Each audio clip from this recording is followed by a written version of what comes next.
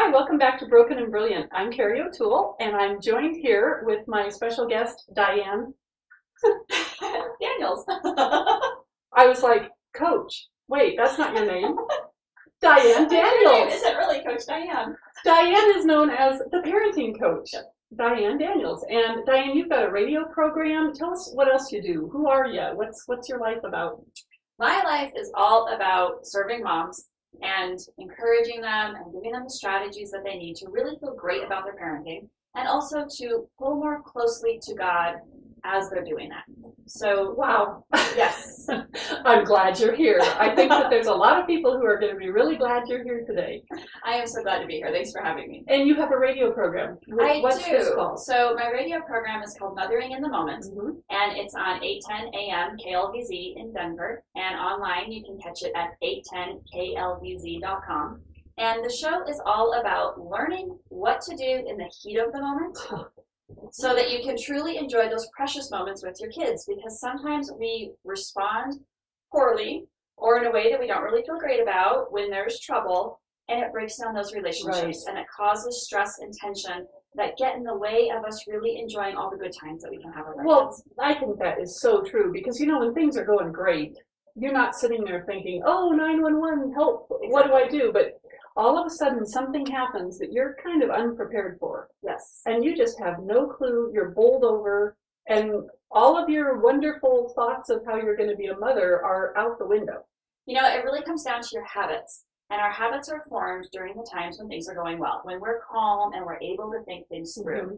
And so one of the biggest ones that comes up is tone of voice.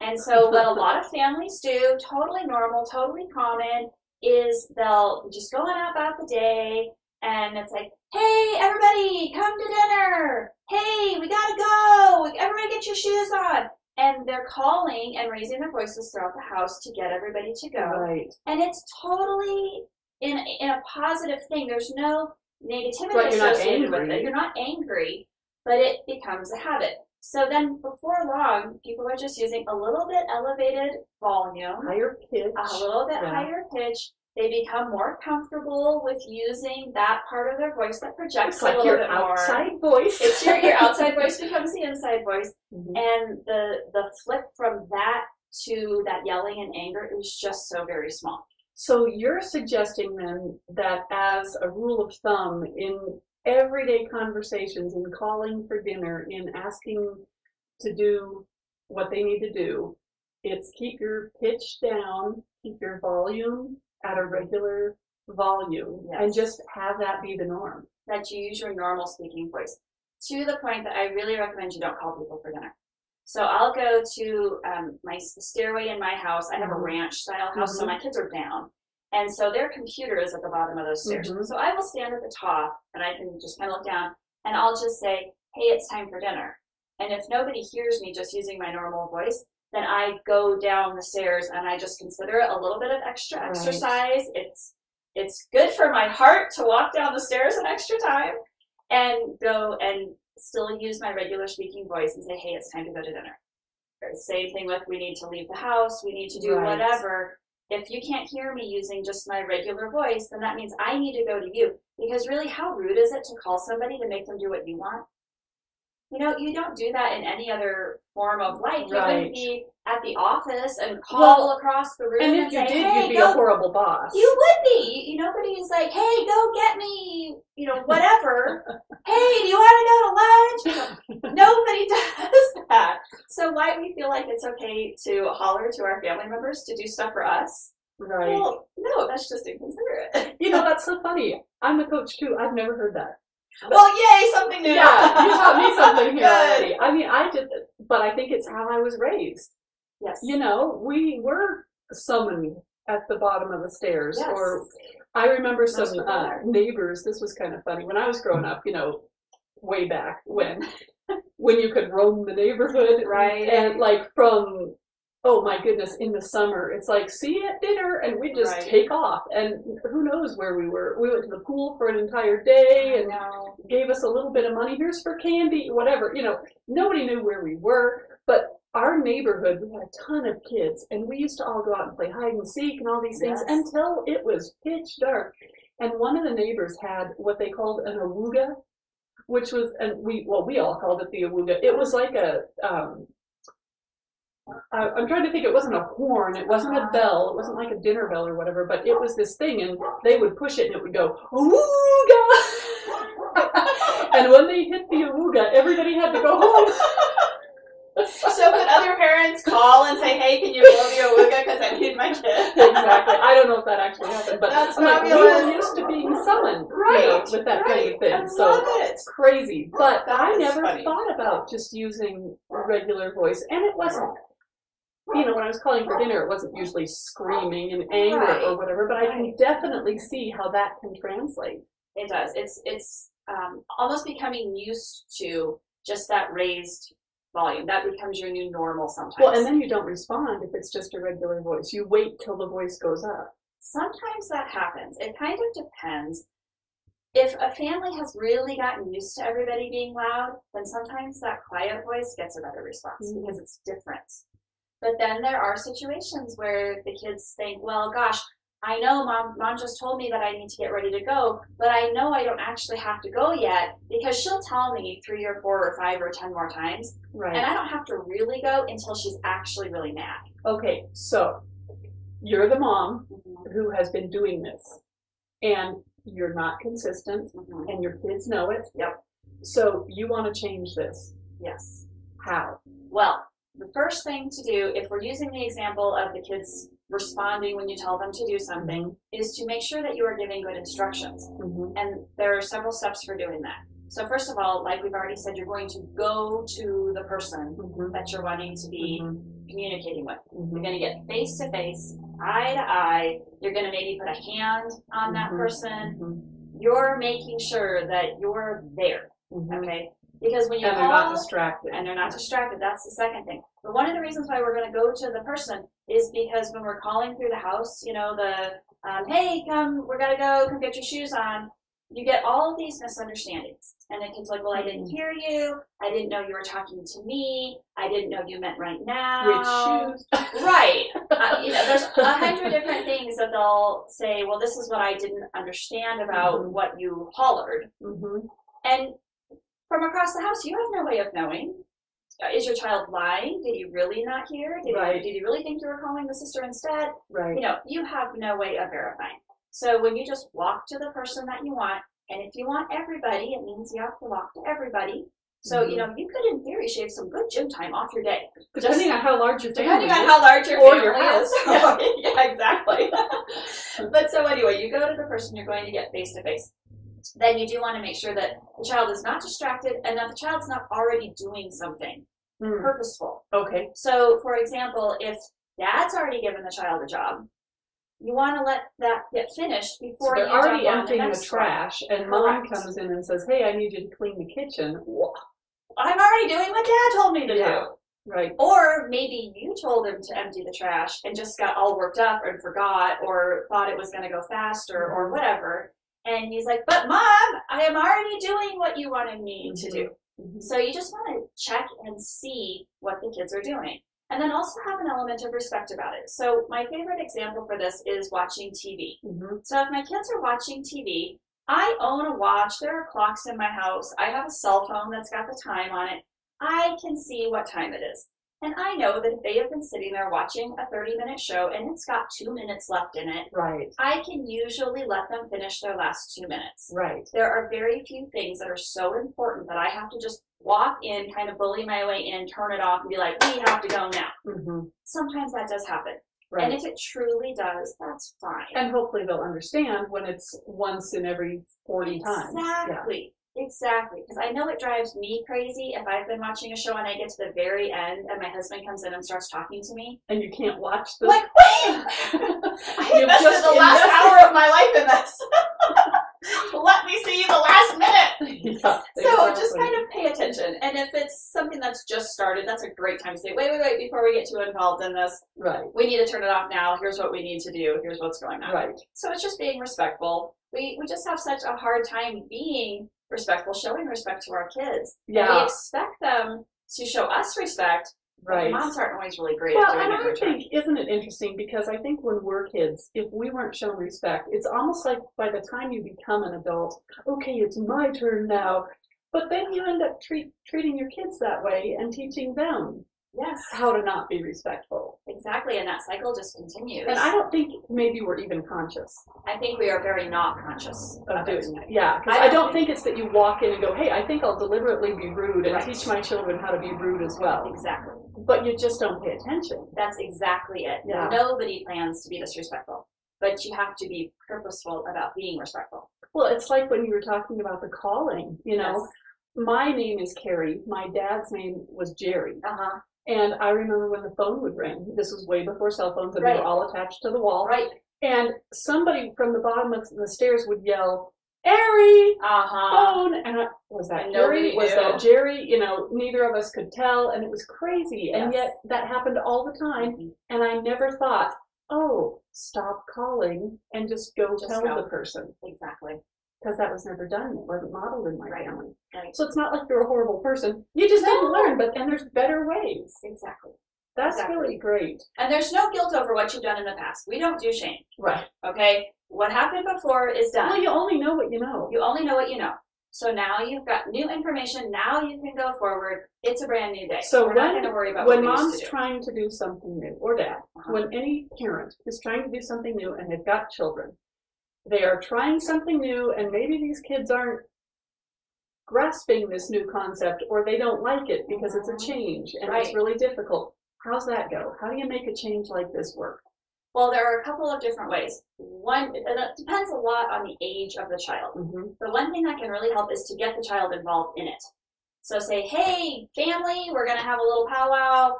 We've got a brand new plan. Here's what we're going to do. What do you guys think about it? What can we do to make this go better? What are you nervous about? And just kind of get everybody on the same page before you expect it. Right. And I'm really big on setting the stage for kids before you expect a behavior.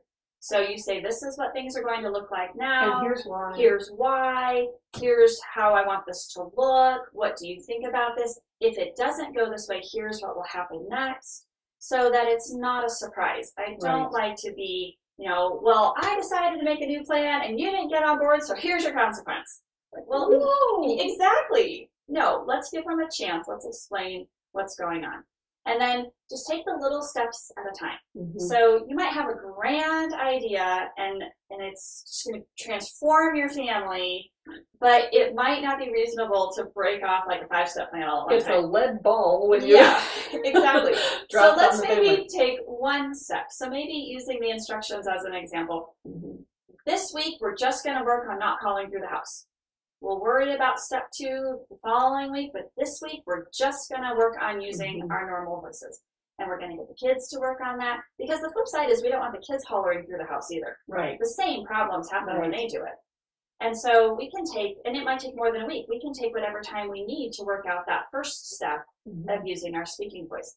Then we can move on to the second step. Well, and it's going to start with the parent modeling it and being able to do it themselves. And, if that's been a habit for 30 years or 40 years, it may take the parent a while to start going, oh, don't do that. Yes. So they start calling, never mind, and then they walk down. And it's just a do-over. It is. It's okay. It's just a do-over. And I know a lot of families that use little accountability systems, like beads are really popular for that. And everybody in the family, mom and dad included, will have a little jar. And if somebody, you can either add beads or take away beads. So say you're going to do adding, and the kid hears mom yelling, hey, come on, come to dinner. The kid will put a bead in mom's jar. It's like, oh yeah, I forgot. This little reminder. Little reminder. So the whole family's doing it. So it's not meant to be punitive. Right. It's meant to be a reminder. And what's really great is to set a family goal. Right. And so maybe you'll say, if across our whole family, we don't earn any more than, maybe 2 beads per person on average, whatever, we're going to go out for ice cream on, Sunday after church or something. It's funny because as we're talking, I'm thinking I can see that this would work great with smaller kids. Mm-hmm. When you're getting into teenagers, they're going to go, stupid, this is dumb, I'm not putting a bead in the jar, all of these different ways. So obviously you're going to have to tailor it based on the ages of the kids. Most definitely. You definitely have to speak the language that your child speaks. But with older kids, a lot of times it's harder for them to change the habit of the yelling themselves, but they really appreciate you not calling to them. Mm-hmm. So with the older kids, you taking the time to walk to their bedroom, knock on their door. Don't just bust in. Don't just bust in. I know it's your house, but let's keep that element of respect. Knock on the door, show your nice manners, and show your child that respect. And then in your normal voice, say, hey, it's time to come to dinner, or hey, we need to get ready to go. Well, you've just eliminated part of it right there, because if you call to them, they have to call back. Right. So if you go speak to them in a regular voice, you've just eliminated one, right. at least, where they're not going to be calling through the house. Exactly. They'll be speaking to you. I mean, unless they just automatically, you come in and say, hey, sweetie, what? Right. And that might happen. Just out of reflex or whatever. Right. But once they learn that you're doing things differently, that becomes less and less likely to happen. Right. I could see that this could eliminate a lot of problems in a household, especially with younger kids, because if you start this with younger kids and just have it be modeled from day one when they're toddlers and they start talking, you know, wow. Then you have no issue. Yeah, this will not become an issue. Exactly. So prevention is always a great... Prevention is huge, but even if you've got those teenagers or the older kids, it's not too late to start. Right. And it might, again, take longer for the kids to not call to you, but just by you going to them and speaking in a normal voice, all of the misunderstandings that it eliminates, it cuts down so much arguing within the family. Right, because everything's very clear. Everything is very clear. And when we are doing our steps of giving a good instruction, we're going to the person, we're making sure that we have that person's full attention. We're going to use the person's name, so there's no misunderstanding, and we're going to use a time frame. And with young kids, the time frame is always now. Okay, so don't bother with a young kid saying, hey, we're going to leave in 5 minutes.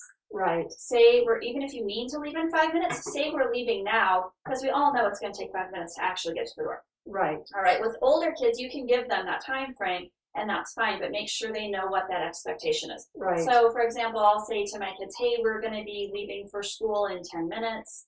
And they know, you know, that means I have to have shoes, brush teeth, my backpack, my lunch, whatever. I've got to have it all together and be at the door in this much time. Exactly. But because I've done that, I haven't yelled. I've made a connection with my child. There's no misunderstanding about who I'm talking to or what I'm saying. And they know the time frame expectation. There's nothing to argue about. So those, using the example of going to school in the morning, we don't fight in the morning.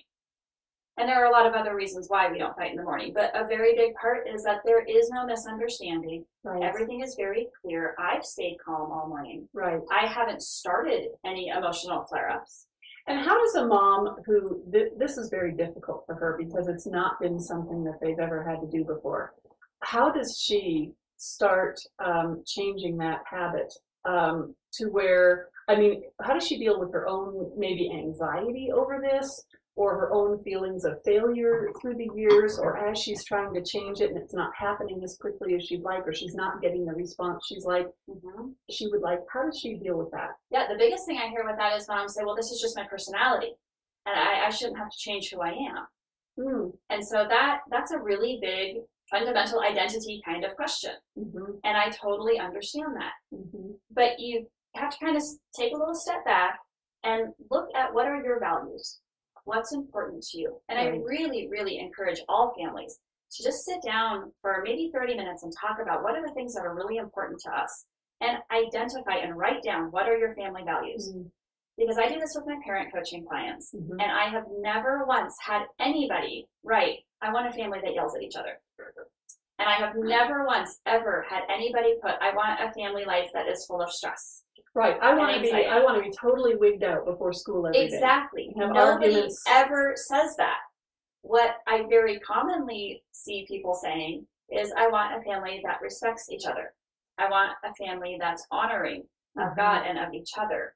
I want a family that's patient and understanding of each other. Okay? We have fun together. We have fun together. Exactly. And I don't want to minimize anybody's personality, but we all know that being more of a, I don't want to say yelling, but having that stronger vocal pattern. That's a nice way of saying it. A nice way of saying it. A very high leadership qualities. Exactly, with my voice. That when I show strong leadership with my voice, sometimes it can be very intimidating. It can be very intimidating. So it's more about taking the strengths that you have and just putting them kind of into perspective. And it's not diminishing who you are, but helping you to maybe funnel it in ways that are really beneficial for your family, because your leadership still needs to come through. Definitely. The volume just needs to come down. Exactly. And it needs to be more one-on-one than from a distance. Yes. So you're not diminishing your personality, you're just tweaking. You're actually, you're maximizing your personality because you're rearranging and reprioritizing based on your priorities, based on your values. So it's really letting more of the true you come through. Well, you know what else I'm just thinking, right, as we're sitting here at the end, we're going to wrap up here in just a minute, but you know, a lot of times I think when we would say something like, well, it's just who I am, it's just my personality, I also want to teach my kids that you can change. Even things that are deeply embedded within you that are difficult and maybe you don't like them so much, you're modeling that you can actually change something very difficult. Exactly. It's hard for you. This is not easy for me to try to change something that I've lived with my whole life, and it's how I was raised, and it's just how I think I am. Right. But because I want our family to be better, and I want you to feel more respected, I'm going to work on it, even though it's really difficult for me. Yes. And I think that's a great way to model for your kids, too. It really is. I work with so many parents who say, well, this is how I was raised. This is what I know. This is what my parents taught me. And I say, you know what, you don't get away from your past. Your past is part of who you are, but it doesn't have to define your future. Right. You have the ability to shape your family the way you want. Right. And there's no reason to let what your parents did dictate how your current family is operating. Right. And sometimes if you look back and go, well, is what you grew up with, is that really what you want for your kids? Just because it's all you knew doesn't mean that there isn't something else out there, or maybe just different ways to tweak it, you know? Well, because this always comes up in relation to things that people didn't like about the way they were raised. Because nobody ever says, oh, my parents were fabulous, and so now I've got this issue. That never happens. It's always, if everything was wonderful, you wouldn't have that issue. Right, they wouldn't be seeing me. It's, well, my parents, controlled with an iron fist, and this is how it was, and that's what I know, and so that's what I do. Well, how's that working for you? Exactly. Dr. Phil. That's right. I'm sensing there's a reason you've come to see me as a parent coach. And it's not that you're doing everything perfectly. Right. It's not that you feel great about this. Absolutely. Well, Dianne, thank you so much for joining us. Thank you for having me. You bet. We are going to do another show with you here in just a little bit, and I think we'll talk about some other issues that parents are going to find very, very helpful. This one I know has. So good. Sounds thank great. you so much, and we will see you next time here on Broken and Brilliant.